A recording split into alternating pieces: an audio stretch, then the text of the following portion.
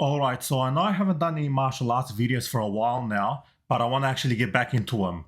Now, in this video, I want to talk about some misinformation that's been spread around about martial arts.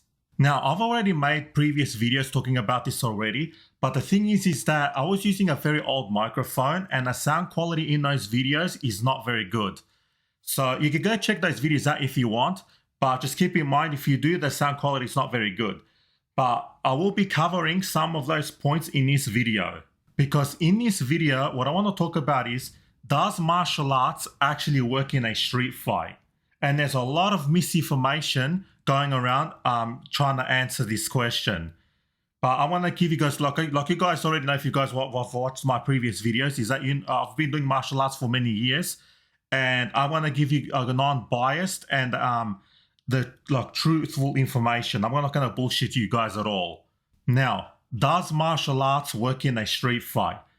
The thing is that this question has a lot of layers to it. It's a very complex question to answer, because when we talk about a street fight, there are so many things that can happen and the fight is completely unpredictable. But the short answer, if I have to answer it shortly, is yes. But there is like a layer upon layer of things that you guys need to know. Now, the thing is that people need to understand is that martial art is not going to make you invincible. Like if you go to a dojo and you've trained so many years, you're not going to become invincible. You can still be defeated. I don't know, because there are some people that I'm seeing online, they're saying because I've practiced this martial arts, so when I have to defend myself in real life, they basically look almost invincible. This is not true at all. Actually, no joke. When I was working in security, I had a guy, like basically another security guard. He was telling me that because he's been training, I believe it was Muay Thai, but yeah, I think it was Muay Thai. He was training like in Muay Thai for 10 years, and he was basically telling me how he's so good that he can take anybody down. He can get anybody in the clinch. He can knock someone out. He can, if he kicks someone in the leg, he can break it. He was telling me all that, but now there is some truth to that, yes. But here's the thing, and this is what I told him. If the guy you're encountering is bigger, stronger, faster than you, how are you going to take this guy down by yourself? Because if he's bigger than you, obviously he's stronger than you, so he's going to punch a lot harder. If he's faster than you, he's going to completely outmaneuver you. How are you going to beat this guy by yourself? It's not possible. Martial arts is not going to make you invincible. But this guy's literally trying to argue with me that, because of martial arts, he can do this and this. No. If someone is bigger, stronger, faster than you, you can forget about it. You're not going to beat this guy. But whether he's, like I said, whether he's trained in martial arts or not, because it also depends on his fitness level as well. There's a lot of factors that go into a street fight. There's a lot of factors. And not to mention in a street fight, it's completely unpredictable. Like, what if his friends jump in? What if he's got a weapon on him? You know what I mean? Like, you can't take this guy on if you're barehanded. Which, by the way, I'll get into weapons and stuff later in the video, because I do want to address that as well. But yeah, like I said, that's just the point, because I've seen not only online, like I said, and I'm seeing this also in real life. I don't understand is why there are people that are training in martial arts that have this mentality, like because they're training in martial arts, they're invincible. This is not true. And by the way, I'm not saying that all martial artists have this mentality, because not everybody does.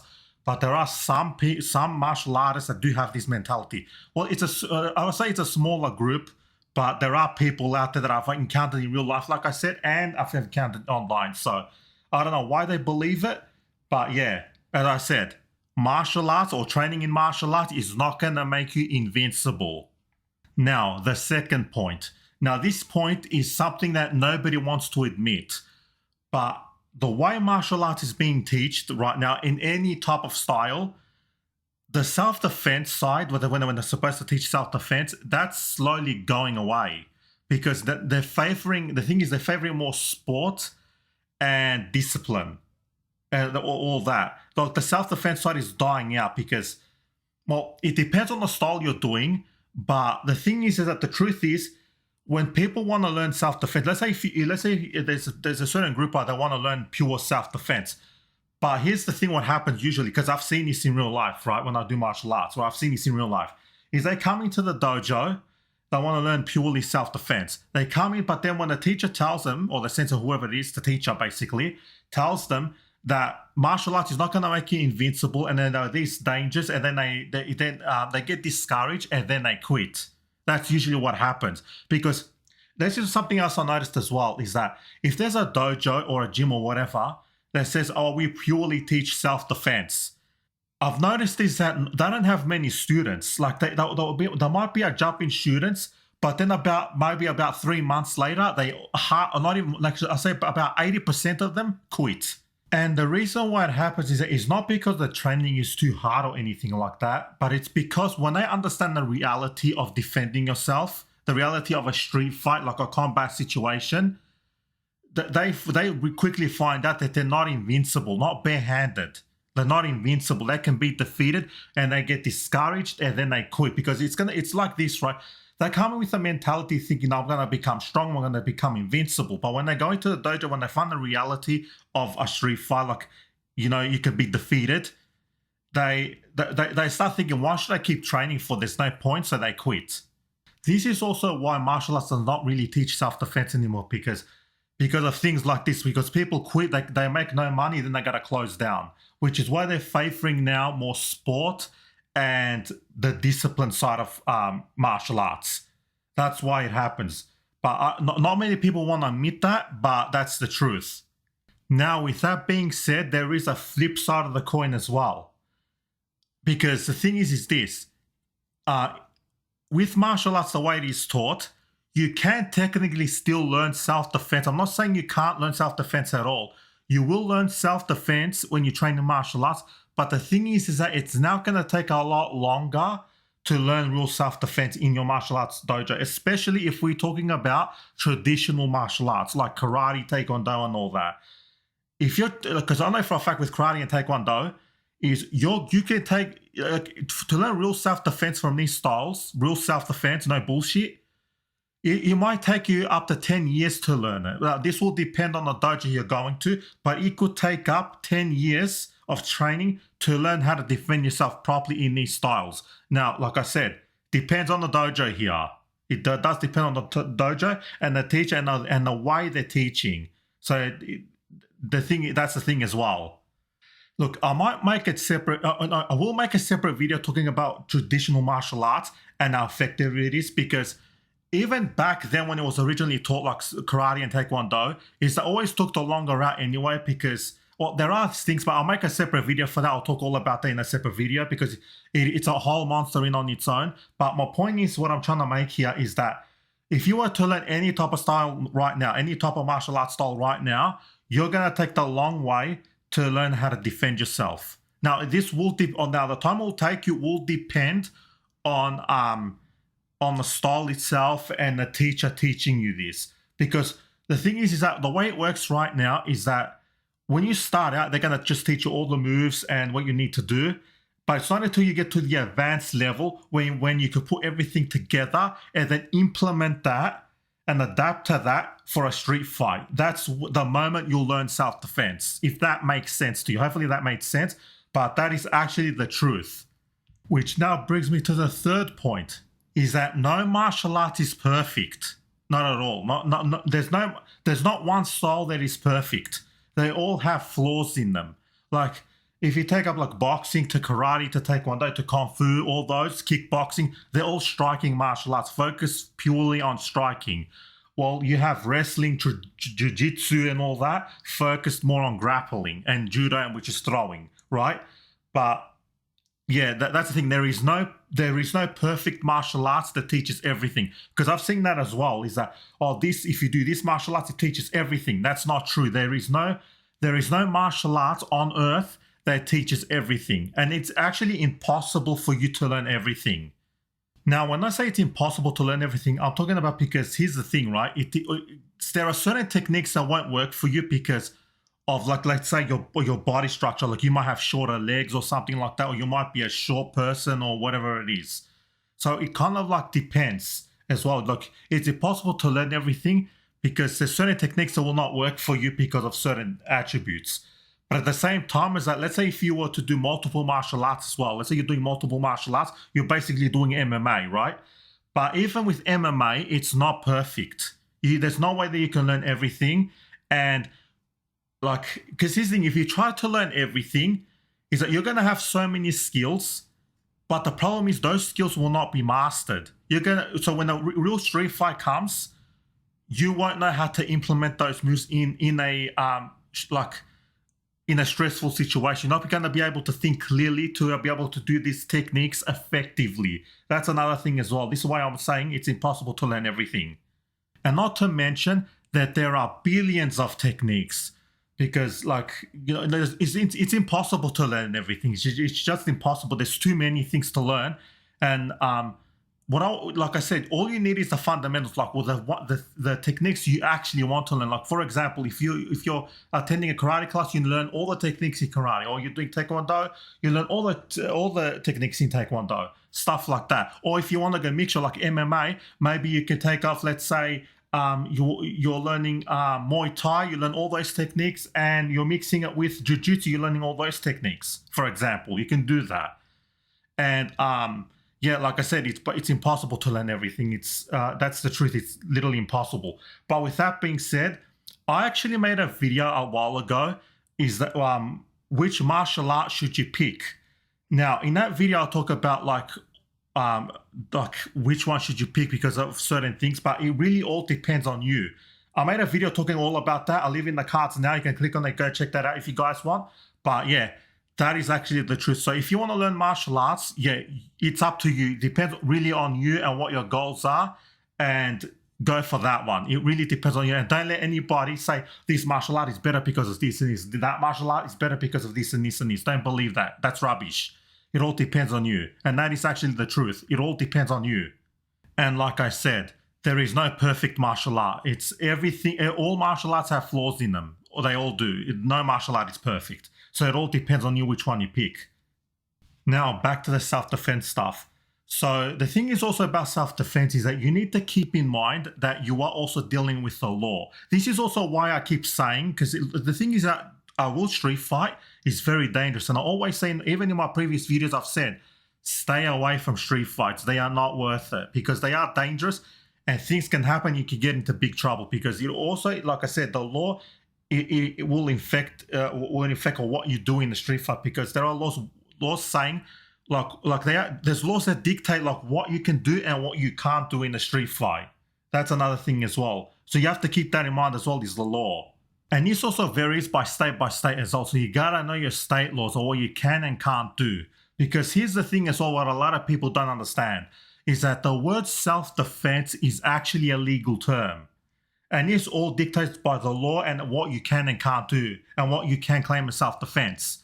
Because the thing is about martial arts is that martial arts was originally created for combat, for a war. Because literally the word martial art means the art of Mars. So basically the art of war. So the thing is that most martial arts techniques, they are going to the extreme. They are going too far, because let me give you guys an example of what I'm talking about. So let's say you're in a street fight, right? You're fighting some guy's trying to fight you, right? Let's say you punch him in the head, right? He gets knocked out, he falls, bang, hits his head on the pavement. Now he's dead. Guess what? By the law now, you're getting charged for manslaughter and you're going to prison. That's actually that can actually happen. And I'll give you guys another example what's happened in security. Now, this has never happened to me, but I know someone that has happened to. Let's say there's a fight happening, right? And you need to, let's say there's a fight, whatever, right? And you're trying to stop the fight, right? But the thing is that you got to go to the extreme in using martial arts techniques, because they are, like I said, martial arts, there are a lot of techniques that go to the extreme. But, but the thing is these days is that there's cameras everywhere and there is security footage of this. So let's say you go to court and say, I needed to defend myself because of such and such and such. Let's say they play this video, but this video shows that you went out to the extreme, like you're in breach. What do they call it? You used not lethal force. What's the word called? I can't remember. Like I literally just lost that. Like, you know what I'm saying? When you go over the top of use of force, like you go too far, right? And now that this video shows that you can no longer claim self-defense, right? You went to the extreme and now you're getting into trouble. See, that's another thing that can happen, which is why I always say stay away from street fights. But the thing is, the reality, because here's another thing, because sometimes the law is not with reality at all. Because here's another thing that can happen. Now, I know this is like 1 in a million chance or 1 in a billion chance, but there are some certain situations where you gotta forget about the law and preserve your own life. See, that's another thing as well. This is why I always say stay away from street fights, because they are too dangerous. But that can actually happen. You know what I'm saying? Because with martial arts, here's the thing: because it is dealing with combat, it's more about preserving your own life and preserving the life of another. But the term self-defense is a legal term, and that goes by law. See, sometimes those two don't go together well. You guys get what I'm saying, right? Hopefully that makes sense, because like I said, like let's say I give you guys an example. Let's say you're up against a serial killer, right? And you know he's much stronger than you, much, because he's dangerous. He's going to take your life. He's not going to fight you. He's going to take your life, right? Where you might need to go, to lethal force, for example. But that lethal force might be a breach of the law, depending on what is happening. So like in that situation, you're trying to preserve your own life. You guys get what I'm saying, right? Hopefully you guys get what I'm saying. But yeah, that's the reality of things as well, which is another thing what I want to get into as well, is weapons. The thing is that there's a lot of people, I've seen this as well. The thing is that, let's say you're in a street fight, right? Or whatever it is, your style, let's say you're dominating, right? But the problem is that once someone brings out a weapon or introduces a weapon, this changes everything. Most likely the guy with the weapon is going to have a huge advantage over the guy that does martial arts. Why? Because a weapon is extremely dangerous. Like let's say a knife, right? I made a video talking about this before. The thing is about a knife in a street fight, when someone's trying to attack you with a knife, you cannot disarm this guy, because that knife is moving so fast you won't be able to do anything. And obviously if you're on the ground, you're basically done for. The only thing you could do when someone produces a knife is run. That's the only thing you can do. You cannot fight somebody with a knife. The knife is too quick, too agile, too fast. You can never stop his hand from moving, because it is a moving target. Because there are some people, like I mentioned this in that video as well, is that there are some people that believe that, because I practice martial arts, I'm going to disarm him. I'm going to kick the knife out of his head. That's not going to happen. Why? Because nobody is going to attack you like long distance. That's another thing as well. What I've noticed, especially like even with police training. That knife training is rubbish, because nobody is going to attack you like having their arms extended out. They're gonna come very, very close to you, and they're gonna start stabbing you. That's the reality. Like how are you gonna stop that? Like what technique can you use to stop that? You can't, because the knife is a moving target, constantly moving target. Like he can cut you by accident. You know what I'm saying? Like when it comes to a knife, you especially, here's the thing. If you're dealing with a knife attacker and he's a skilled fighter, you have no chance of surviving that attack. No chance. Look, you have to run at that point, because you can't fight somebody with a knife. Now, if somebody's unskilled and you can manage here's the thing, if he's completely unskilled, right, and I'm talking about just unskilled, but he is strong, is a strong guy, right, you still cannot beat this guy, because like I said, the knife is too quick. But if we're talking about someone that is quite young, or someone that's kind of slow with a knife or something like that, then maybe you can disarm him, maybe. Now, that's a big maybe, by the way, because like I said, he can cut you by accident. Like what happens if he cuts an artery or something? Now you're going to bleed to death. You can't stop the knife. Also, another thing, let's say it's obviously a gun is a big one, right? A gun, forget it, right? Unless the only way you can defend yourself against a gun is you gotta be very, very close to him. Like I'm talking about very, very close, where you can get to his arm, right? But if you're long range, obviously you can't do anything. Like what can you do to close that gap? You can't. You know what I'm saying? Like that's not gonna happen. Now, there are points which you can perform a disarm, but here's the thing about this disarm statement that a lot of people need to understand about a disarm. A disarm, the thing is it's not also how you do it, it's when you should do it. Because let's say with a gun, I'll give you guys the gun example, right? Let's say you're in a perfect position where you can perform a disarm, right? The problem is as soon as he sees your arms move, you're going for the disarm, right? As soon as he sees your arms move, he's just going to pull the trigger and you're dead. That's what's going to happen. So that's the thing about disarms as well. So it's not just the technique. Not only you have to know the technique very, very well, but you have to actually know is when you should do it. Because you need that slight distractor where the guy's slight distract, where his mind is not on the trigger. That's the moment where you can maybe perform a disarm. But the thing is this, and I've seen a lot of people, because a lot of people talk about this, right?